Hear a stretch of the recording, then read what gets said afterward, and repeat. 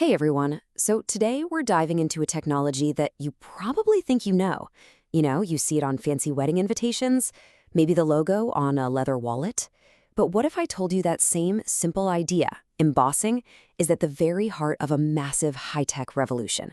We're going to peel back the surface and see how this ancient craft is, quite literally, engineering our future. See, on one hand, this is the embossing we all recognize. It's decorative, it's tactile, it's artistic. But in labs and advanced factories all over the world, embossing means something completely different. It's the key to creating next-gen fuel cells, it's how we build microscopic lab-on-a-chip devices for medicine, and it's even how we design surfaces that can actually heal themselves. It's the same core principle, sure, but it's operating in two completely different universes. So how in the world do you get from a greeting card to a fuel cell? Well, we've got to start with a new definition. We have to look beyond the decorative stuff to see this process for what it's become, an incredibly powerful way to shape our world. Okay, here's the modern take on it. Forget decoration for a second. At its absolute core, embossing is just a process for creating three-dimensional structures on a surface. The key words here? Structures and energy. We're not just making a pretty pattern anymore, we are building functional, microscopic architecture. And we're doing it by applying force and energy in a very, very controlled way. The principle behind all this is surprisingly simple. First, you have a mold. That's your master pattern. Then you have your material, and this could be almost anything. A flexible polymer, hard glass, a thin sheet of metal. You apply some kind of force, pressure, heat, you name it, and boom, the material takes the shape of the mold. Sounds straightforward, right? But as we're about to see, the real genius is hiding in the details. All right, so let's open up the modern toolbox. Engineers have taken that simple four-step process and turned it into a whole suite of incredibly precise, high-tech methods, with each one tailored for a very specific job. And here you can see how it all breaks down. It's all about using different energy sources to solve different problems. If you need super high precision in plastics or glass, you're going to use hot embossing with its careful mix of heat and pressure. Need speed and efficiency for something like cardboard? That's where ultrasonic embossing comes in, using high-frequency vibrations. And to shape tough metal sheets for, say, a fuel cell? Well, for that, you need the immense power of electromagnetic embossing. Which, of course, brings us to the biggest challenge of all. I mean, it's one thing to stamp a logo on a piece of leather. It is a whole other thing to perfectly replicate a pattern with features thinner than a human hair, over and over again, millions of times.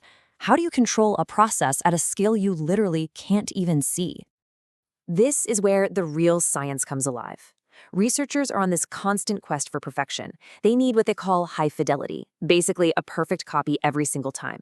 They have to fight against microscopic defects like wrinkling or tearing, and they have to account for the material trying to spring back to its original shape. Every little variable, temperature, pressure, time, has to be optimized. And more, they're using powerful digital twin simulations. These are amazing virtual models of the entire process to get it all perfect before a single physical piece is ever touched. And when they do achieve that perfection, wow, the results are just incredible. This is the point where embossing stops feeling like just a manufacturing process and starts to feel, well, a little bit like magic. We are literally engineering the invisible to change the properties of the visible world. Okay, take solar power.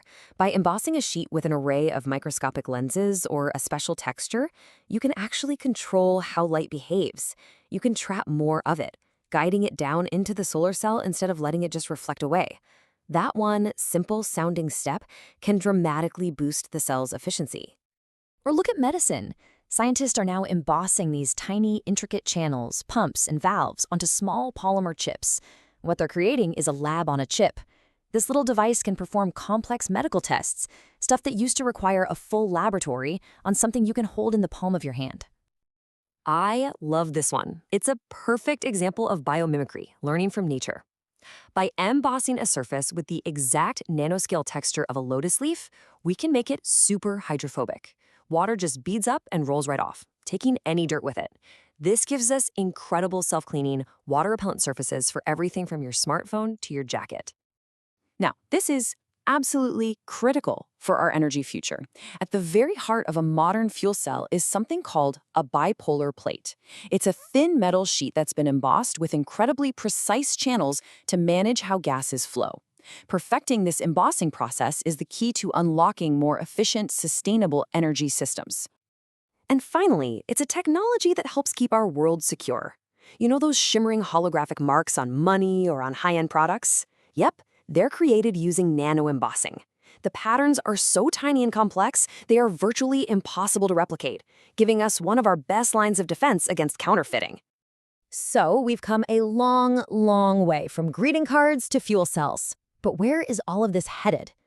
Let's take a quick look at the cutting edge.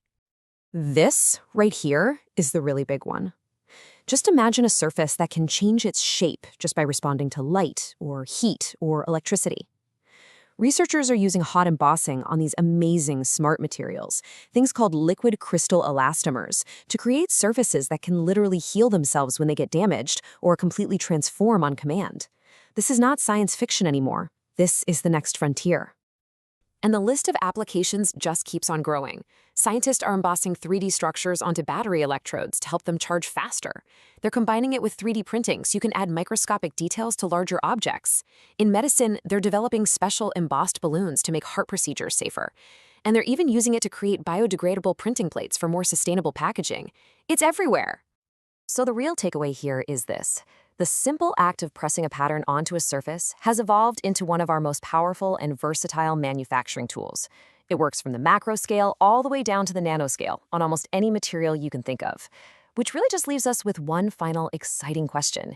If we can engineer any surface to do just about anything, what will we choose to create next?